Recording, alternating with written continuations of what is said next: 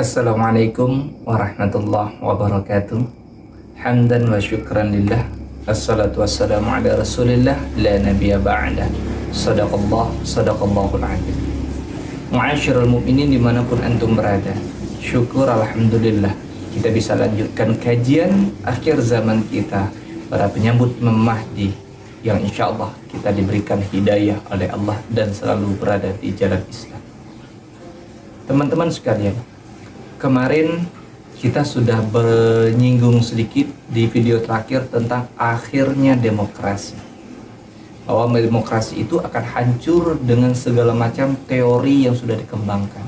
Dan pada akhirnya demokrasi tetap tidak bisa bertahan. Jadi bagaimana korelasi hal tersebut? Apakah memang sudah sesuai? Atau masih sebatas wacana atau teori belaka? Teman-teman yang dirahmati oleh Allah, coba kita telisik lebih jauh lagi. Bagaimana proses yang sudah terjadi dari akhir video saya sampaikan kemarin. Gejolak demi gejolak Allah buktikan dan Allah nyatakan di depan mata kita. Pertama, kita mulai dari luar rumah kita terlebih dahulu, yakni di luar Indonesia. Mbak Usi dan Mbak Rina masih belum selesai. Kepentingan demi kepentingan, teori demi teori, hal apapun yang sudah dikembangkan, nyata yang kita saksikan adalah kehancuran. Ukraina dengan penghasil militer terkuat, Rusia dengan kekuatan penuhnya. Tetapi kenapa dijadikan ini sebagai momentum perpecahan? Tetapi mengapa ini dijadikan sebagai peperangan? Oke. Di luar nalar kita, atau mungkin di luar kepentingan kita, kita tidak menyentuh lebih jauh. Tetapi ini sebagai satu tanda kutip bahwa perang akhir zaman sudah dimulai. Mengapa saya bilang seperti itu?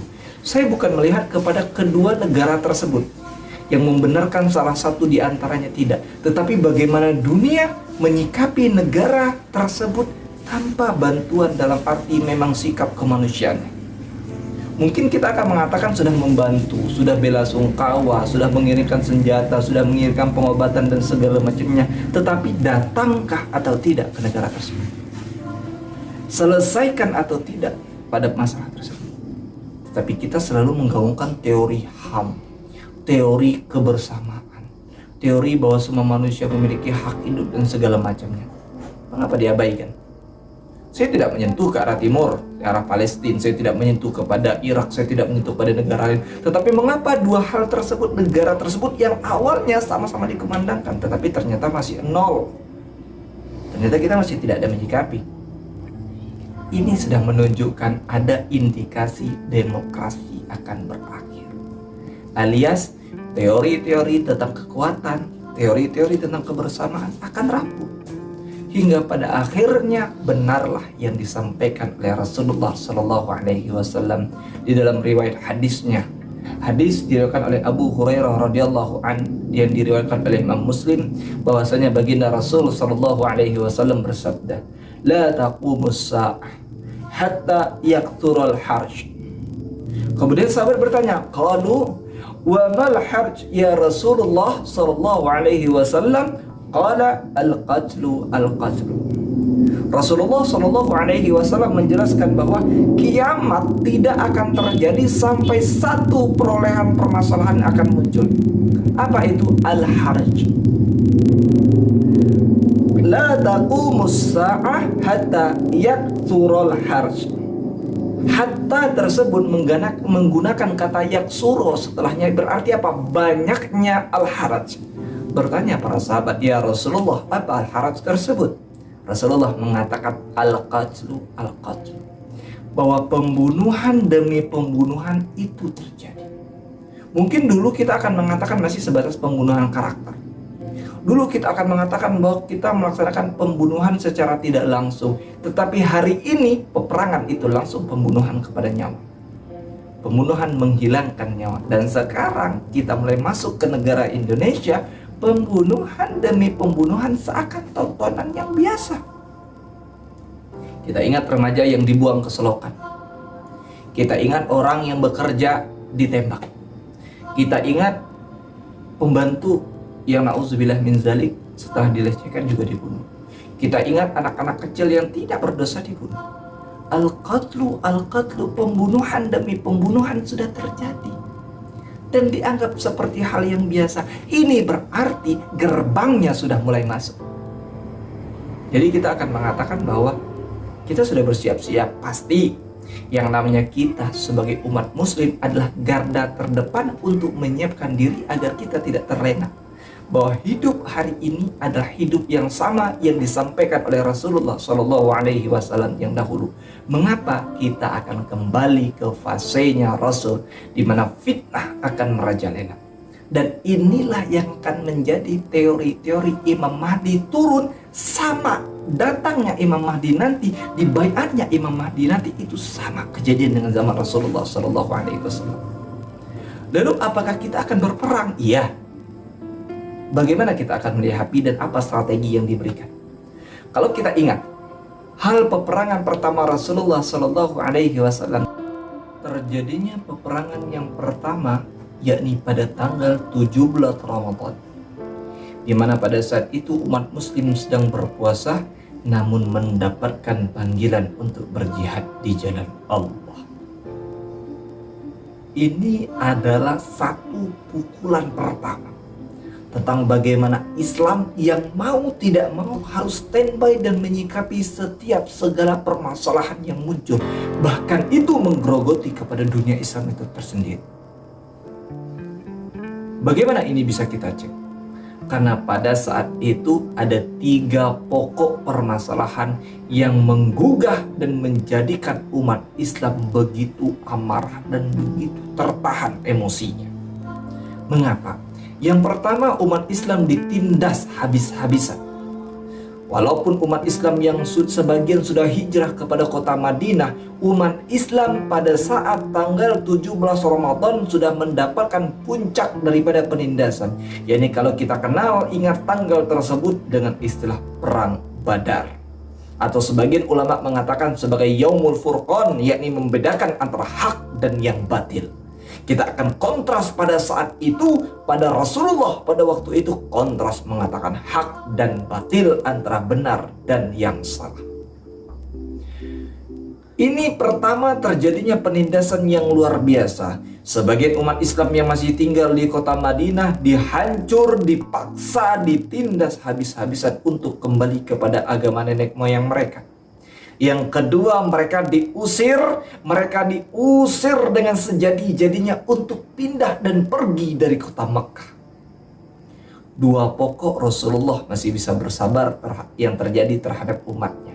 Tetapi sampai pada poin yang ketiga, yakni mereka tersebut, para orang-orang Quraisy yang menjadi musuh Rasulullah pada saat itu, menunjukkan kekuatan dan kekuasaannya menghancurkan Islam, dan ini menjadi pokok pukulan yang paling utama. Kita rasakan hari ini, penindasan sudah kita rasakan, pengusiran sudah kita nyata-nyata di depan mata kita, sampai hari ini masih berteriak. Bahkan mereka sudah nyata-nyata menunjukkan kekuasaan, kekuatan, bahkan keperekonomian mereka yang mampu untuk menghancurkan agama Islam.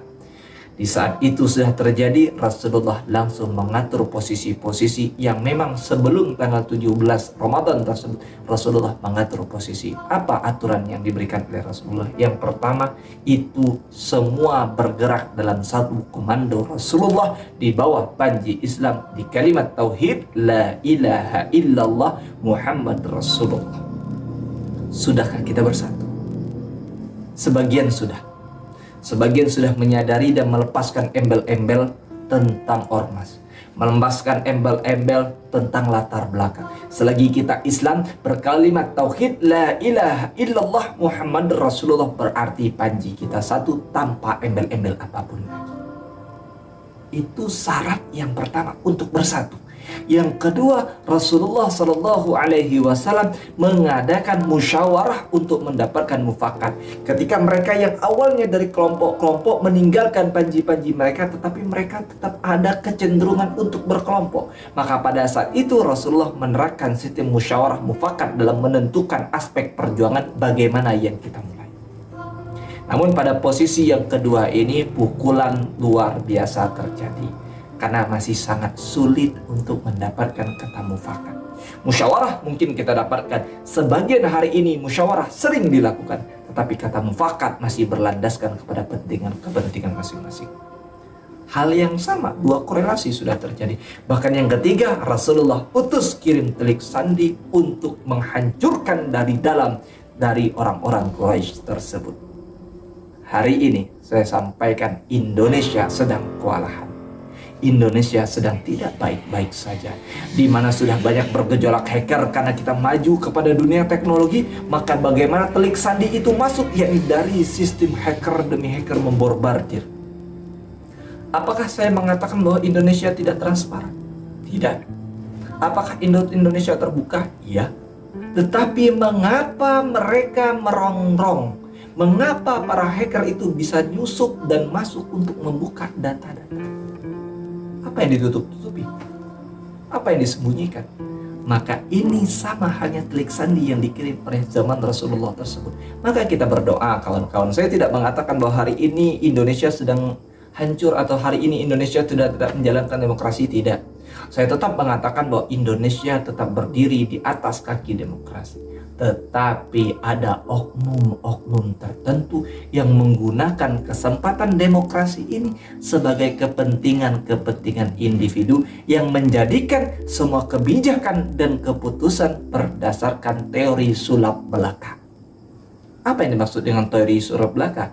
Yakni dalam keputusan dan kebijakan mereka ada intrik yang berlaku, ada trik yang ditetapkan, sehingga walaupun teorinya demokrasi, walaupun pesertanya ramai, walaupun orang akan mengatakan ini begini, tetapi sesuai dengan kehendak mereka ini terjadi semuanya. Lalu berapakah jumlah peperangan atau orang yang berada di saat itu dari kalangan Rasulullah, dan berapakah jumlah yang dihadapinya? Rasulullah pada saat perang Badar tersebut hanya berjumlahkan 313 orang. 70 orang yang ada memiliki unta, 2 orang yang hanya memiliki kuda, dan 8 orang yang memiliki pedang untuk bertempur. Berarti dari 313 orang, 72 orang yang memiliki kendaraan, selebihnya jalan kaki. Berjuang, bertahan untuk mempertaruhkan Islam. Tetapi berapa dari kalangan musuh? Jumlah dari mereka sebanyak 1000 orang, 700 menggunakan unta, 300 menggunakan kuda. Maka 1000 orang tersebut semuanya memiliki kendaraan. Dan pertempuran pada saat itu dari kalangan Quraisy, dari orang-orang yang menjadi musuh Allah, 600 memiliki peperangan alat tempur yang lengkap.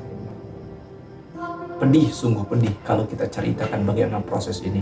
Tetapi Allah jamin pada hari itu, Allah tetapkan pada hari itu dengan kalimat yang sederhana di dalam Quran surah Ali Imran ayat 23, yakni Bismillahirrahmanirrahim.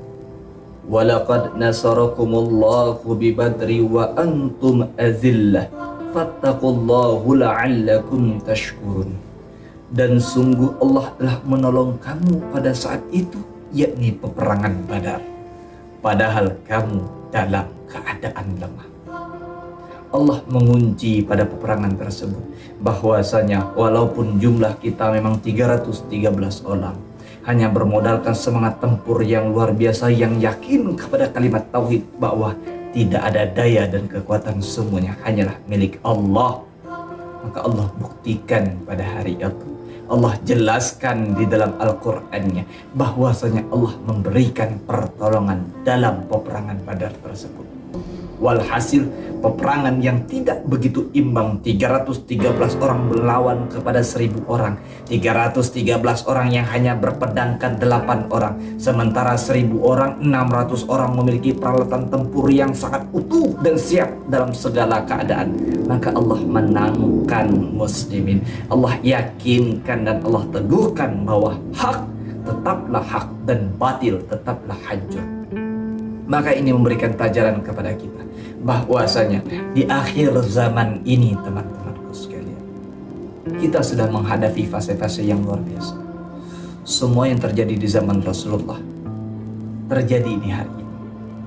Fitnah sudah bertebaran dengan luar biasanya. Indikasi perperangan sudah mulai muncul. Bahkan jangan sampai lengah kita dengan keadaan. Maka di dalam riwayat lain hadis baginda Rasul Sallallahu Alaihi Wasallam yang diriwayatkan oleh Sahih Al-Bukhari di dalam kitab Al-Fitan bab Zuhur Al-Fitan meriwayatkan bahwa baina yadayi sa'ah ayyamul harj, di antara hari-hari terakhir atau menjelang hari-hari kiamat adanya al-haraj, ayyamul haraj, yakni pembunuhan. Al-haraj berasal dari bahasa Habasyah yang dijelaskan oleh beberapa ahli tafsir yang mengartikan bahwa peperangan tersebut bukanlah sekedar membunuh karakter kita, tetapi lebih jauh lagi peperangan ini nyata dan jelas. Kita akan kembali kepada fase Rasulullah Sallallahu Alaihi Wasallam, dan disinilah Imam Mahdi berperang. Disinilah Imam Mahdi yang akan menjadi imam, menjadi pemukul daripada segala macam kebatilan, yang menjadi tombak yang akan menusuk segala jantung yang menghalalkan segala jalan, dan menjadi tokoh untuk menyelamatkan kita umat-umat Islam dan umat-umat yang lain yang percaya bahwasanya hak tetaplah hak dan batil tetaplah hancur. Semoga kita tetap diteguhkan oleh Allah dalam keimanan dan perjuangan kita mendapat ridho dari Allah Subhanahu wa taala, sehingga pada akhirnya ini adalah tahap awal menjelaskan tentang peperangan. Kita akan kaji lebih mendalam lagi bahwasanya peperangan yang bagaimana yang akan dirintis oleh Imam Mahdi. Bagaimana ke peperangan selanjutnya? Kita sudah sampai ke gerbang peperangan pertama, yakni perang Badar. Maka kita harus pahami intrik yang berlaku, kita pahami strategi yang akan kita kembangkan. Semoga Allah jadikan ini sebagai ladang ibadah kita. Kepada Allah saya mohon ampun, kepada umat sekalian sama-sama kita bermunajat kepada Allah agar kita selalu diberikan kekuatan dan lindungan dari Allah, agar langkah kita betul-betul dibimbing. Akhirul kalam, assalamualaikum warahmatullahi wabarakatuh.